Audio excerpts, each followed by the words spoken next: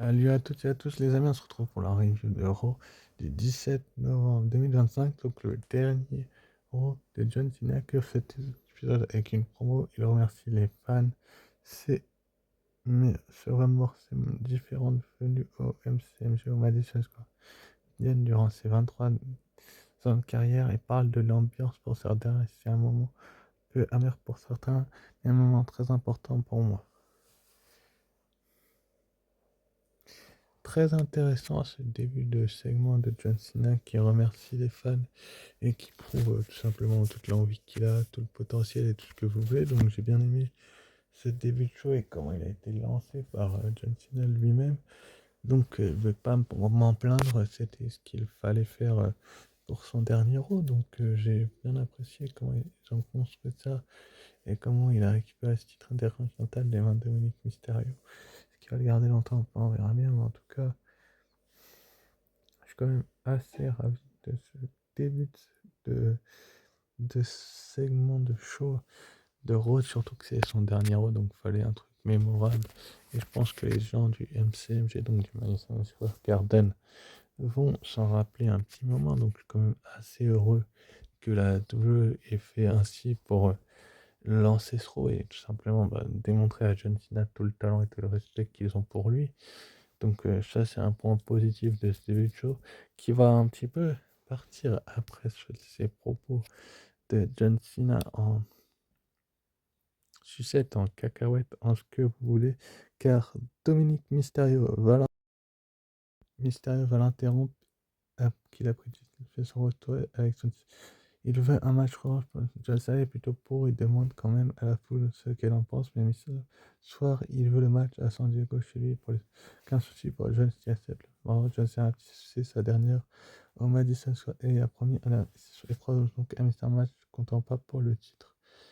Finn Balor et JD McDonagh donc font leur entrée et, et Dominic Mysterio dit qu'il n'aura pas de match, juste un beatdown, donc un passage à tabac. Mais bref, j'ai bien aimé ce changement, ce face à face, ce petit segment entre John Cena et Dominic Mysterio qui se cherchaient un petit peu, donc c'était quand même assez intéressant que de voir ça ce soir. En tout cas, j'étais assez surpris et étonné de voir ce type de scénario-là. Donc, quand même,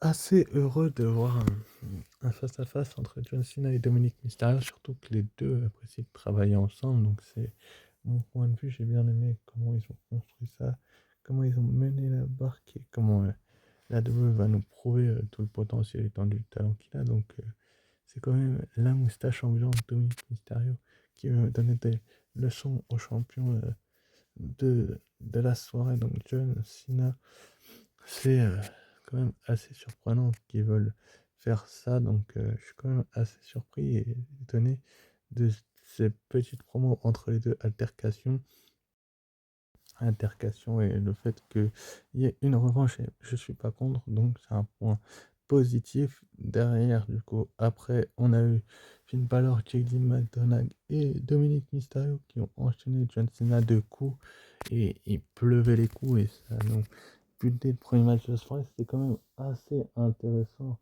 de voir,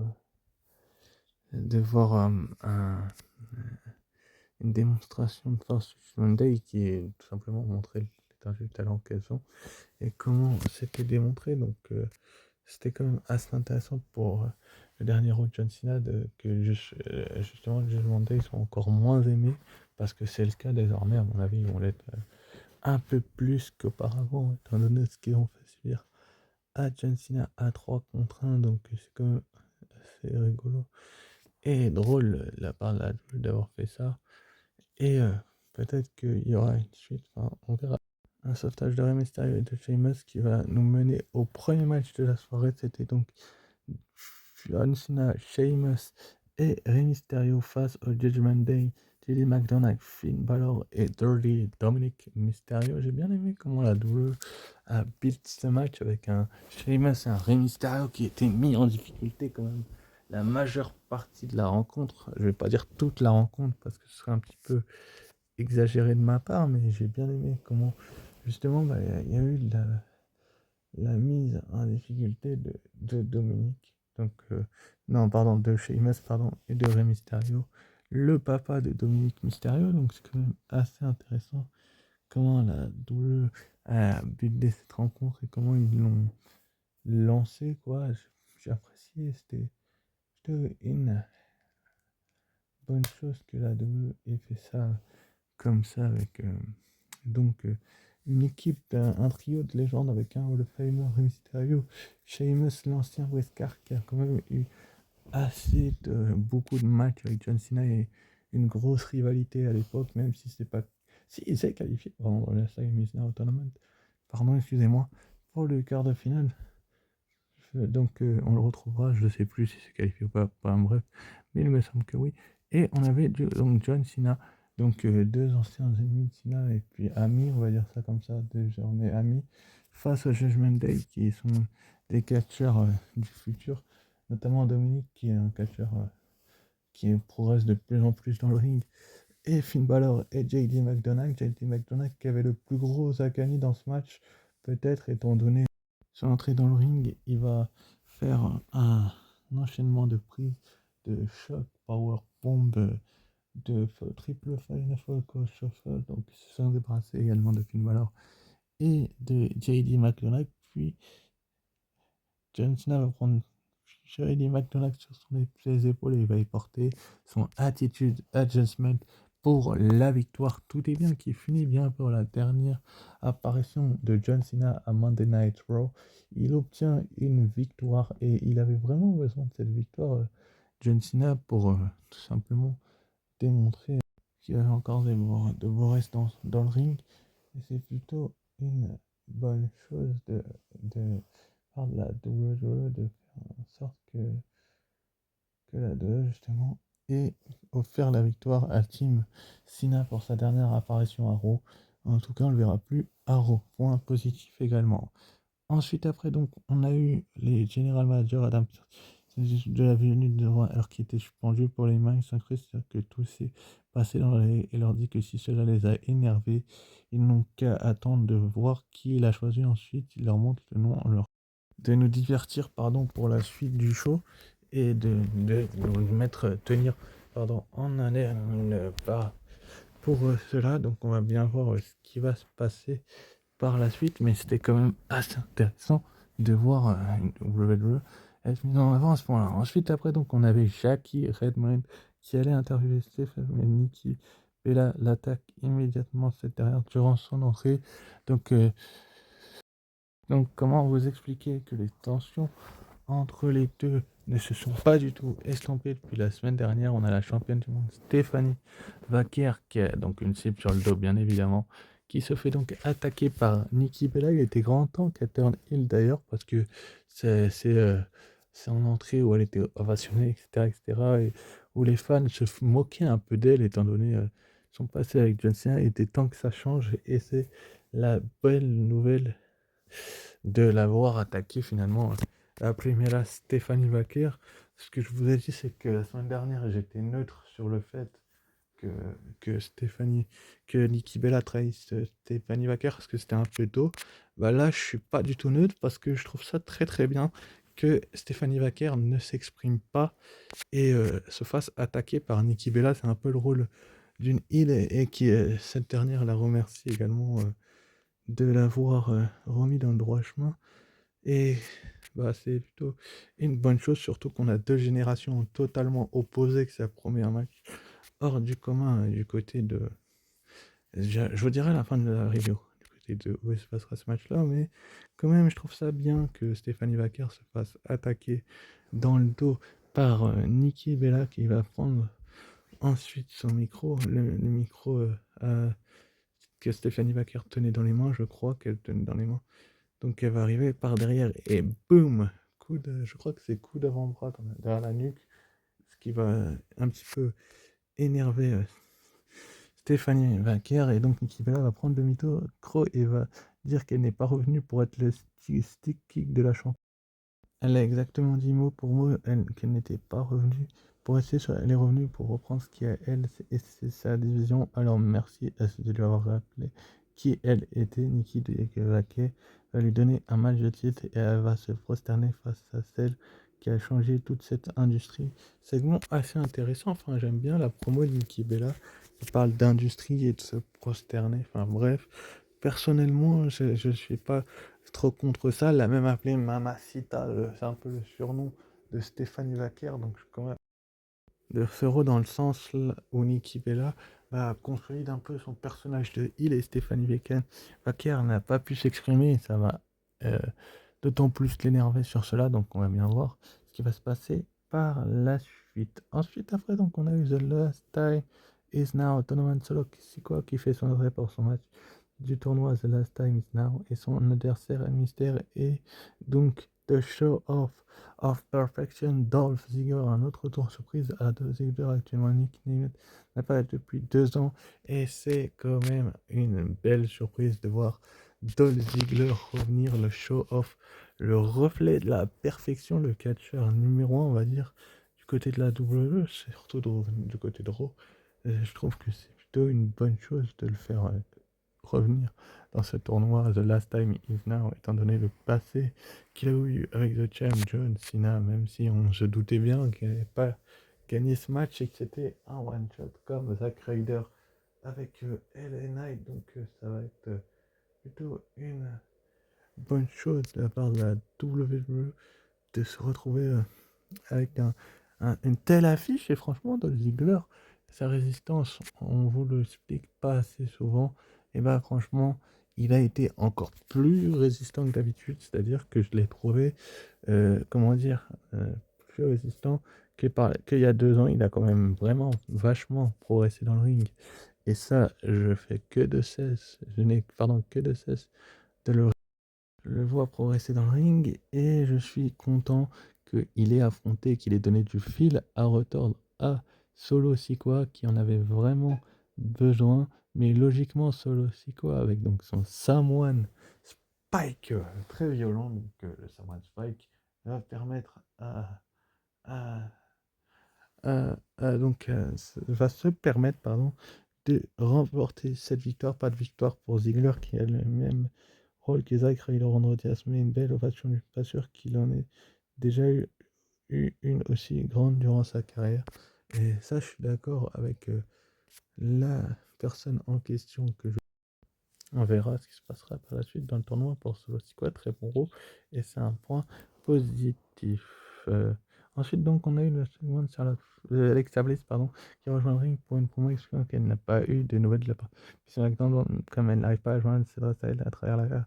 Je sais que tu es contrarié par la perte des titres de champ, mais nous pouvons les récupérer. Ce serait plus difficile de retrouver la confiance. Elle poursuit en disant que le monde a voulu la dissuader de faire équipe avec Flair, mais elle a ignoré les dires des gens parce qu'elle sait comment est Charlotte Flair au fond d'elle. Bliss commence cependant à douter. Flair est en train de lui prouver le contraire. Elle déplore le fait que Flair n'a pas été là quand elle s'est fait attaquer en coulisses vendredi alors qu'elle avait besoin de sa meilleure amie. Asuka, Kairi Sane, donc Nia Jax interrompt la promo d'Ax. Nia Jax dit qu'en tant qu'ancienne amie de Bliss, elle comprend pourquoi Charlotte Flair l'a abandonné. Jax et son équipe encerclent Bliss sur le ring, mais Rhea Ripley et Asuka viennent à son... Elles ne sont pas assez nombreuses pour sauver Bliss, attaquée sur le ring par Jax et Légende. Donc c'était quand même une bonne promo d'Alexa Bliss pour hype, pourquoi pas un turn par la suite. On verra bien en tout cas ce qu'ils vont faire. La double jeu, n'hésitez pas à me dire ce que vous en pensez, vous de votre côté. Et je voulais rajouter quelque chose. La vidéo durera assez longtemps, n'hésitez pas à le regarder en plusieurs fois si c'est trop long. J'essayerai de trouver une solution peut-être un jour ou pas, on verra bien. Des fois j'ai beaucoup de choses à dire, des fois très peu. En tout cas, le fait que finalement donc ça parte en bagarre générale est quand même assez intéressant, étant donné que donc Nia Jax va être face à Rhea Ripley, Io Sky face à Lash Legend, je crois, Alexa Bliss contre Kairi Sane et Asuka, et donc toutes seules elles sont à 4 contre 3, donc elles sont pas assez nombreuses pour mettre en difficulté Nia Jax et Lash Legend et Asuka et Kairi Sane, les championnes par équipe, vont prendre la main et donc le dessus sur ce segment-là. Donc j'aime bien en fait le fait que les heels aient le dessus quand même depuis la majeure partie de cette rivalité. C'est que souvent les heels qui dominent, c'est ce que c'est bon signe ou pas pour les Wargames, ça j'en sais rien. On verra dans le futur ce qui va se passer, mais en tout cas, c'est quand même une bonne chose que la WWE ait démontré simplement l'empathie qu'elle a. Finalement, ça va être un petit peu partir en sucette et fait qu'Io soit en difficulté replay et Alexa Bliss à 3 contre 4, c'est logique et c'est plutôt une bonne chose finalement. C'est Charlotte Flair en personne qui va arriver avec un kendo stick et débarrasser le ring des heels avant de prendre Bliss dans ses bras. Donc elle va mettre un coup de kendo stick à Lash Legend et un coup de kendo stick à Nia Jax pour les éjecter du ring à tour de rôle. Donc c'est quand même une bonne idée qu'elles soient éjectées les unes après les autres. Et moi, j'ai bien aimé le fait que Charlotte Flair vienne sauver Alexa Bliss et Io Sky et Rhea Ripley. Bon, je ne sais pas si elle sera dans les Warriors. Personnellement, je pense qu'elle a fait ça pour aider, qu'elle a détesté, etc., qu'elle nous a fait tout le scandale du côté de SmackDown. Moi, je la vois pas dans le match. Je vois plutôt une catcheuse comme Bayley rejoindre l'équipe des Faces, donc Alexa Bliss, euh, Io Sky et Rhea Ripley que Charlotte Flair. Bayley, pour moi, ou la Hera Valkyria, va rejoindre cette équipe et Charlotte Flair va encore nous faire un petit speech à SmackDown. Elle vient juste pour son ami Alexa Bliss. Ça ne vient pas pour, Charlotte, pour Rhea Ripley et Io Sky. Vous allez me prendre peut-être pour un fou quand je dis ça, mais moi, pour moi, Bayley ou Lyra Valkyria va rejoindre cette équipe et vous verrez que j'ai raison. Enfin bref, je peux me tromper. Ensuite, après, donc, on a eu un câlin entre Charlotte Flair et, euh, et Alexa Bliss et Rhea Ripley et Io Sky ils servent dans l'autre coin du ring. Ils vont prendre Ripley dans ces pas de quoi faire.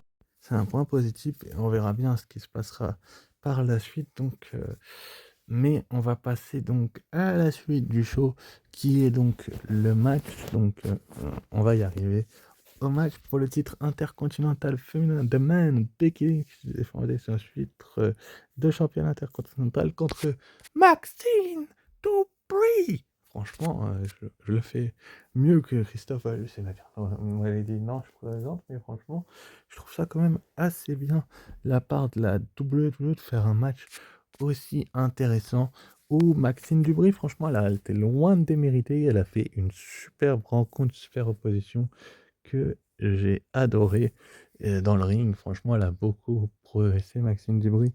Et j'ai bien aimé comment la WWE nous a été ce match et comment ils nous ont construit ça. Mais après, il y a des fois où ils nous construisent des choses et finalement, ça part en sucette. Là, c'est pas parti en sucette du tout. Enfin, on va dire qu'il y a eu ambigus, c'est-à-dire qu'on a Becky Lynch qui va s'apprêter à tricher dans ce match. Donc, elle est pas loin de tricher lorsque Maxine est à l'extérieur, elle s'apprête donc à retirer le coussin du ring, mais une personne que vous le soupçonnez, que vous connaissez très bien, va faire son grand retour. C'est donc la personne en question que je vous mettrai sur l'image juste après, mais en tout cas, c'était quand même une bonne chose de voir une Maxine Dubry et Becky Lynch livrer une telle bagarre, parce que Dubry va appliquer sur une lock, elle va prendre une soumission au sol de Becky Lynch également, un mètre de slam qui va finalement stopper le compte car Maxine a le pied dans les cordes. Lynch va ensuite sortir du match et attraper l'arbitre par le maillot qui va essayer de le lâcher. Et elle va donner des coups à Debris à la sortir du ring. Et c'est là qu'elle va essayer de défaire la protection du ring pendant le décompte de l'arbitre. Mais c'est là où aussi elle est pas maline, Becky Lynch, c'est qu'elle va se faire crier par une personne qui ne l'aime pas du tout. Surtout qu'elle a collé une photo de son mari. C'est un punk. Précédemment, c'est AJ Lee. AJ Lee va faire son grand retour en ringside en sautillant. Et du bruit, il va en profiter pour faire un cross-body à Lynch du coin pour le compte de 3. Et donc, Maxine Dupri est votre nouvelle championne intercontinentale grâce à l'intervention d'AJ Lee. J'ai l'impression que la guerre est repartie de plus belle et que Maxine Dupri peut remercier AJ Lee, mais que AJ Lee vient plus de s'attirer d'ennui qu'autre chose. Mais ça, c'est une bonne nouvelle. Je trouve ça l'idée parfaite de faire en sorte que, que, que Maxine, encore un point positif, et je suis très heureux que la WWE nous est délivré ainsi. Ensuite, après, donc, on a eu le deuxième match du tournoi Last Time Is Now. Donc, c'était euh, Gunther face au Young OG. Raquel Rodriguez, j'ai passé certains segments. Enfin, bref, on s'en fout un peu. Gunther qui affronte de NXT dans le tournoi. Gunther a trouvé ce thème son la symphonie du nouveau monde de Vrac et non plus la version remixée. Et il est de retour et franchement, Gunther, il a été impressionnant. Et la performance aussi de Young OG, Javon Evans a été exceptionnelle. Franchement, j'ai bien aimé cette rencontre, comment ils nous l'ont booké, comment ils nous l'ont construit et comment Javon Evans a été impressionnant dans ce match-là. Beaucoup de gens auraient pensé que Javon Evans aurait progressé et serait fier de lui, d'autres non. Là, je suis quand même assez heureux de voir un Javon et Evans vraiment sur les devants de la scène. Il a eu un banger avec Randy Orton par le passé du côté de la NXT. Là, il affronte Gunther.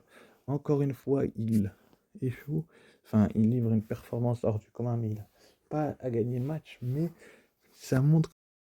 En fait, il va essayer un cutter du coin, mais Gunther va le bloquer avec un chop et enchaîner avec une suplex et faire une firebomb bomb et le couvrir, mais Gunther va lui donner des coups de chute et lui appliquer une slipper. Evans va tenter de résister, mais il va pas avoir d'autre choix que d'abandonner. C'est une victoire pour Gunther quand même assez impressionnante pour son retour et on a bien hâte de voir la suite du tournoi pour lui et jusqu'où il va aller.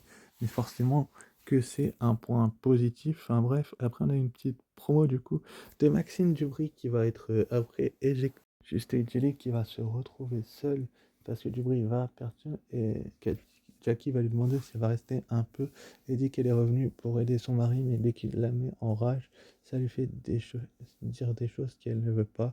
Alors qu'il s'est Ripley arrive et lui demande si elle a une seconde pour parler et Jelly accepte. C'est assez intéressant de voir Ripley tenter, on va dire que elle est en plein recrutement et peut-être que Jelly va rejoindre son équipe pour War Games. En tout cas, c'est assez intéressant de voir Edgely faire son retour, de voir une Edgely accepter d'avoir une discussion avec Rhea Ripley. On ne sait pas du tout ce qui s'est dit, mais c'est un point positif, bien évidemment.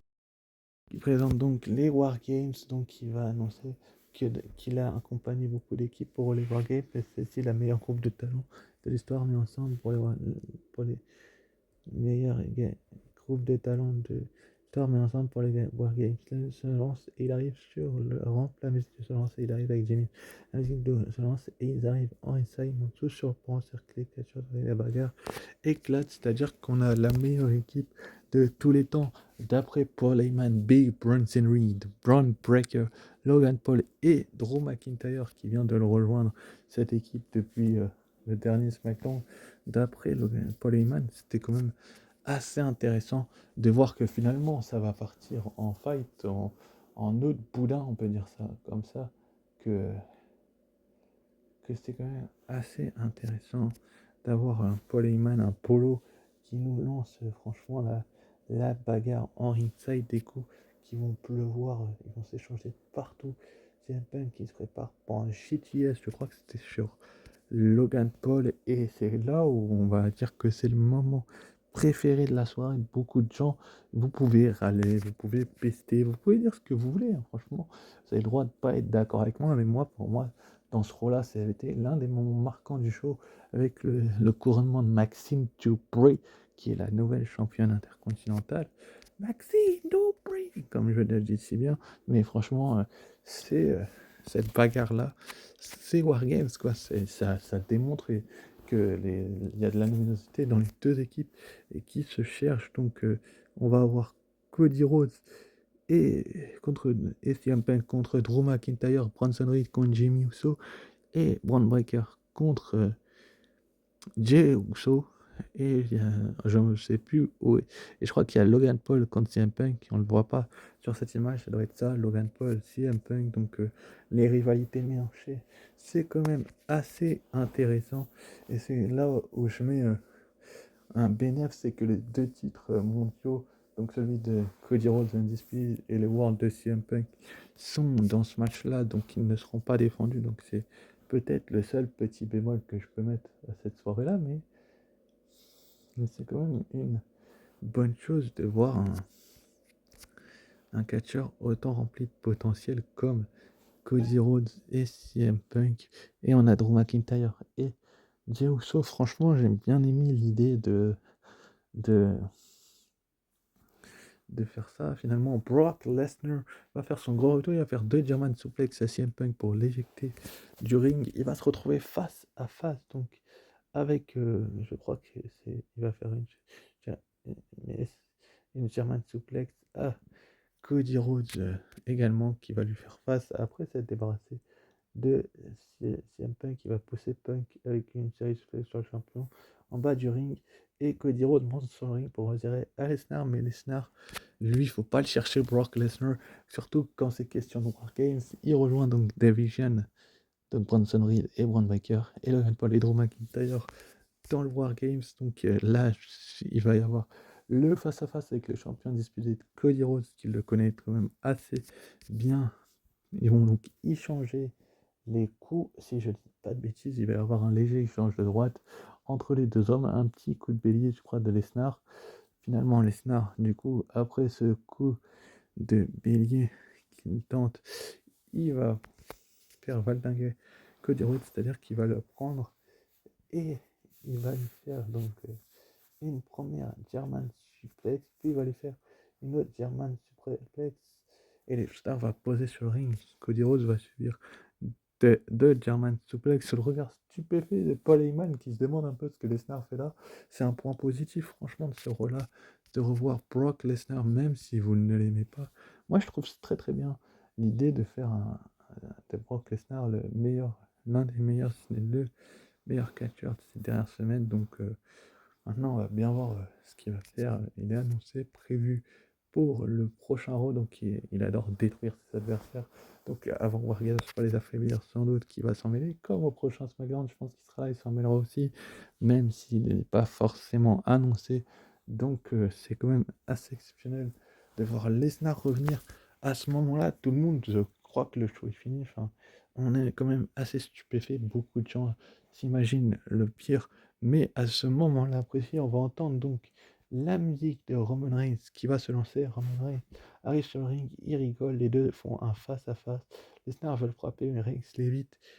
Et il va l'éviter. Et qu'est-ce qu'il va lui faire? Un Superman punch. Lesnar chute en bas du risque. Et déjà, la sécurité arrive pour séparer tout le monde. Mais franchement, le Superman punch qu'a reçu Lesnar alors qu'il venait de prendre de l'élan, il était exceptionnel. Et j'ai bien aimé comment la WWE l'a construit et l'a mené quoi. Donc je vais pas me plaindre, je vais démontrer tout ce que la WWE a pu faire en tout simplement en tentant en fait de porter un Superman Punch quoi. C'était quand même le Superman Punch des familles. Regardez-moi ça.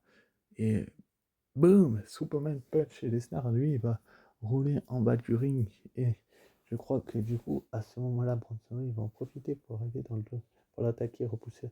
Il monte sur le camp mais Reigns sur les il fait un Superman Punch à lui aussi également. Donc il y en a pour tout le monde dans la vision, que ce soit Bronson Reed, que ce soit Brock Lesnar, ils en prennent tous et donc Roman Reigns va ensuite mais je vais encore même le point positif du show, quoi. Donc, c'est quand même une bonne note pour ce show. Je vais mettre un bon 15 sur 20 car j'ai aimé la majeure partie du show. Quelques détails à peaufiner, donc on va même mettre 16,5 parce que j'ai adoré ce show. N'hésite pas à liker, commenter et partager si c'est pas déjà fait. On a eu donc après Raw ce face-off Roman Reigns et CM Punk. On va bien voir si les deux vont réussir à s'entendre pour War Games parce que c'est peut-être là, le problème de l'équipe des Face, c'est qu'il y a beaucoup d'ego entre Roman Reigns, CM Punk et Cody Rhodes, et surtout que Roman Reigns ne voulait plus faire équipe avec les Usos, et Punk l'en oblige un petit peu en recrutant Jimmy,